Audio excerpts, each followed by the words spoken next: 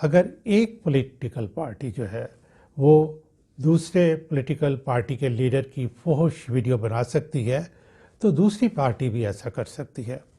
تو نتیجہ کیا ہوگا کہ ہماری سوسائٹی کا سوشل فیبرک جو ہے وہ تباہ و برباد ہو کے رہ جائے گا اور اس کو ہم خود ہی تباہ کر رہے ہوں گے.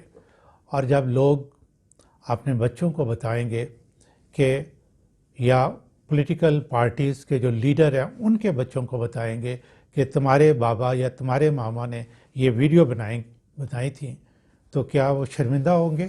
ہرگز نہیں. کیوں؟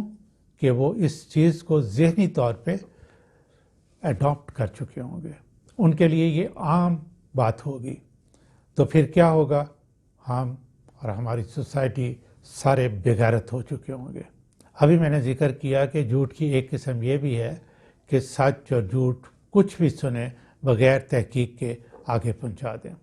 اب ہمارا مین سٹریم میڈیا اس وقت کیا کر رہا ہے کہ دنیا میں، خاص طور پہ انڈیا میں، برطانیہ میں اور امریکہ میں، جہاں باقاعدہ پلان کر کے پاکستان کے خلاف فیبریکیٹڈ خبریں جو ہیں وہ چھاپی جاتی ہیں، یعنی جھوٹ جن کا کوئی بیس نہیں ہوتا، ہمارا میڈیا خاص طور پہ مین سٹریم میڈیا جو ہے وہ بغیر تحقیق کیے اس کو یہاں نشر کرنا شروع کر دیتا ہے اور پاکستانی لوگ اس کو دیکھ رہے ہوتے ہیں.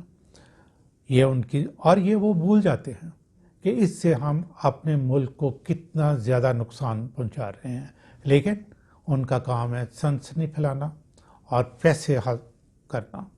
یہ پیسہ لے کر فیک خبریں دینا، کردار کشی کرنا، ایسے لوگوں پر اللہ تعالیٰ نے قرآن پاک میں لعنت بھیجی ہے. اور اس طرح کا کمایا ہوا پیسہ حرام ہے.